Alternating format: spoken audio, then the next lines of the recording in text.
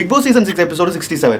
അപ്പോൾ family വീക്കിൻ്റെ day 2 അർജുൻ്റെ ശ്രീധുവിൻ്റെ ഫാമിലിയാണ് വന്നത്. അപ്പോൾ കോംബോകൾ നല്ല രീതിയിൽ യൂസ് ചെയ്തൊരു സീസൺ ആയതുകൊണ്ട് തന്നെ കോംബോ വെച്ചാണ് ഓരോരുത്തരുടെ ഫാമിലിയെ കയറ്റി വിട്ടുകൊണ്ടിരിക്കുന്നത്. അപ്പോൾ അതിൽ ഏറ്റവും വലിയ കോംബോ ആയിരുന്നു ഇന്നലത്തെ അൻസുബയുടെയും ഋഷിയുടെയും ഫാമിലി കയറ്റി വിട്ടതും ഇപ്പോൾ ഇന്ന് അർജുൻ്റെയും ശ്രീധുവിൻ്റെ ഫാമിലി കയറ്റി വിട്ടത് കാണുമ്പോൾ കോംബോക്ക് ഭയങ്കര ഇമ്പോർട്ടൻസ് ഇത്തവണ അവർ കൊടുക്കുന്നുണ്ടെന്ന് എനിക്ക് ഫീൽ ചെയ്തായിരുന്നു.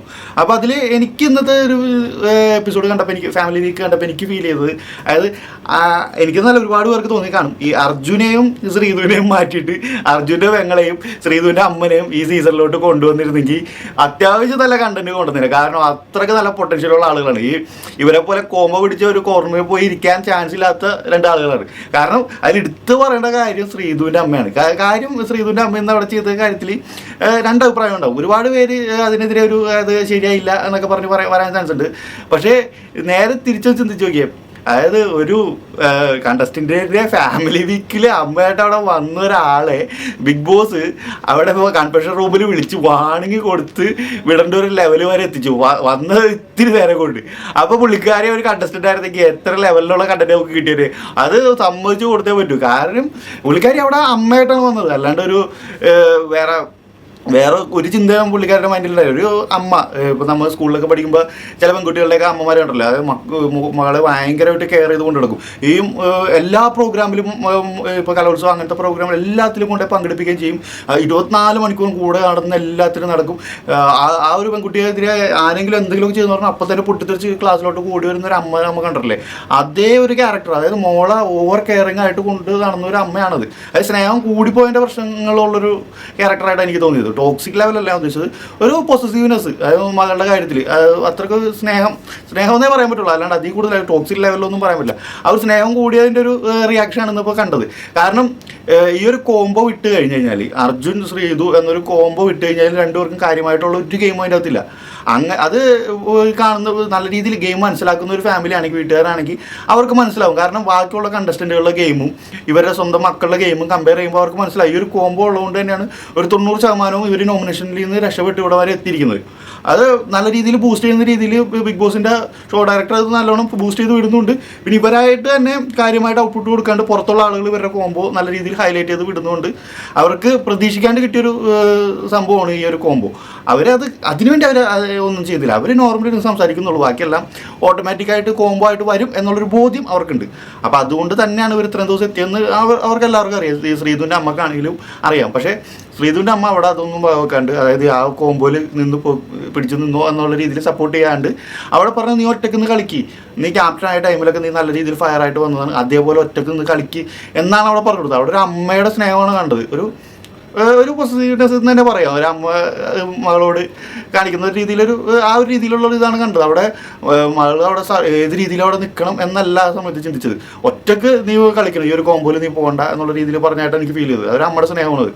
അപ്പോൾ അത് ഇന്നത്തെ എപ്പിസോഡിൽ ആ ഒരു ടാസ്കിൻ്റെ ടൈമിൽ, ആ ഒരു പാത്രം കഴിഞ്ഞ ടാസ്കിൻ്റെ ഇടയിൽ ഇതുവരെ കാണാത്തൊരു ശ്രീധു നമ്മൾ കാണുകയുണ്ടായിരുന്നു. അതായത് ഇത്തിരി നേരം അമ്മയുടെ ഒരു സംസാരത്തിൽ അമ്മ വരുന്നതിന് മുന്നേ തന്നെ ശ്രീധു നല്ല രീതിയിൽ ടെൻഷനായിരുന്നു. കാരണം ശ്രീധുവിന് അറിയാം ശ്രീധുവിൻ്റെ അമ്മക്ക് ഈ ഒരു കോംബോ ഇഷ്ടപ്പെടാൻ സാധ്യതയില്ല. കാരണം ശ്രീധു പറയുന്നത് അമ്മ വരുമ്പോൾ ആളുകളോട് സംസാരിക്കുന്ന രീതി കണ്ടാൽ അറിയാൻ പറ്റും, അവരുടെ സംസാരിക്കുന്ന വാക്കുകൾ, യൂസ് ചെയ്യുന്ന വാക്കുകൾ ഉപയോഗിച്ചാൽ മനസ്സിലാക്കാൻ പറ്റും ആളുകളോട് എങ്ങനെയാണ് റിയാക്ട് ചെയ്യുന്നത് എന്നുള്ള കാര്യം. അപ്പോൾ റസ്മിനെടുത്ത് ചോദിക്കുന്നുണ്ടായിരുന്നു, അർജുനെ പറ്റിയാണോ, ഡൗട്ടാണ് എന്ന് ശ്രീധു പറയുന്നുണ്ട്. അപ്പോൾ ശ്രീധുവിന് ഓൾറെഡി ഒരു പേടി ഉണ്ടായിരുന്നു അമ്മ വരുന്നതിന് മുന്നേ ഈ ഒരു കോംബോയെ പറ്റി അമ്മ എങ്ങനെ റിയാക്ട് ചെയ്യുമെന്നുള്ളത്. അപ്പോൾ അത് ശ്രീധു പ്രതീക്ഷ പോലെ തന്നെ അമ്മ റിയാക്ട് ചെയ്തു. അമ്മ പറഞ്ഞു കൊടുത്ത് ഒറ്റയ്ക്ക് ഇത് കളിക്കാം, എന്നാൽ അമ്മയുടെ മുന്നിൽ വെച്ച് തന്നെ ഞാൻ എൻ്റെ ഫയർ കാണിച്ചു തരാമെന്ന് പറഞ്ഞിട്ടാണ് ആ ടാസ്കിൻ്റെ ഇടയിൽ ശ്രീധു ഒരു കാര്യമില്ലാണ്ട് പൊട്ടിത്തെറിക്കണത്. എനിക്ക് അങ്ങനെയാണ് ഫീൽ ചെയ്തത്. ഒരു കാര്യമില്ലാണ്ട് ഒരു പൊട്ടിത്തെറിച്ച പോലെയാണ് എനിക്ക് തോന്നിയത്. പിന്നെ ടാസ്കിൻ്റെ കാര്യം പറയുമ്പോൾ നന്ദനയുടെ കാര്യം എടുത്ത് പറയണം.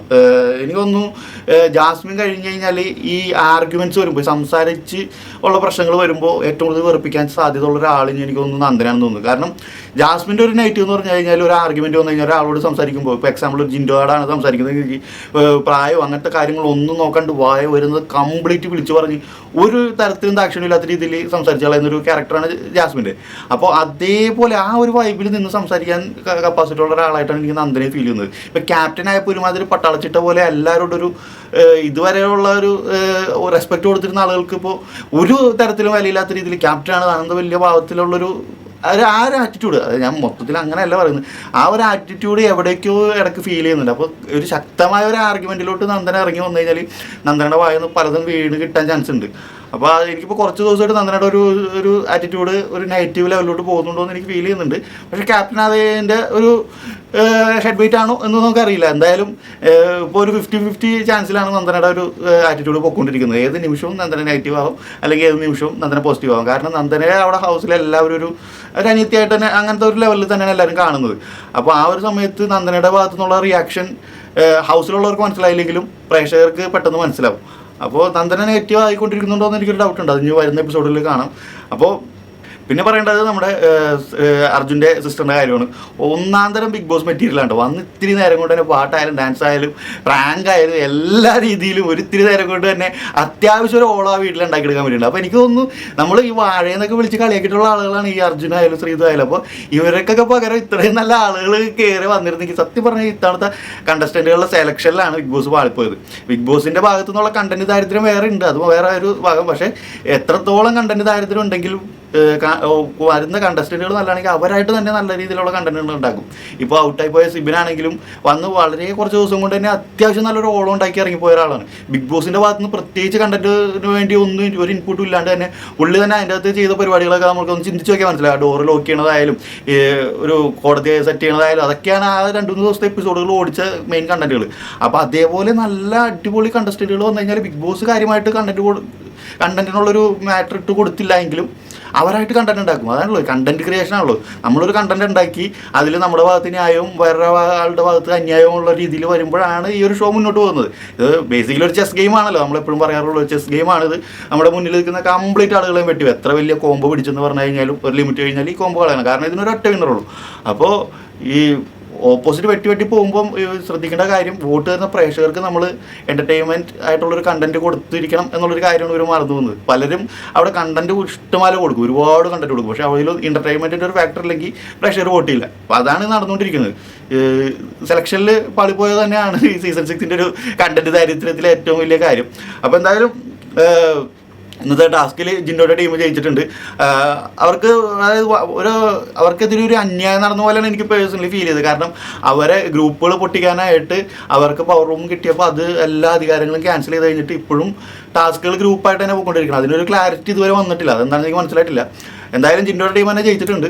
ഇത് എങ്ങനെയാണ് ഇത് ടിക്കറ്റ് ടു ഫിനാലെ കിട്ടുന്നതെന്നുള്ളൊരു ക്ലാരിറ്റി തന്നാൽ നമുക്ക് കാര്യങ്ങൾ നമുക്ക് കറക്റ്റാണ് അനലൈസ് ചെയ്യാൻ പറ്റും.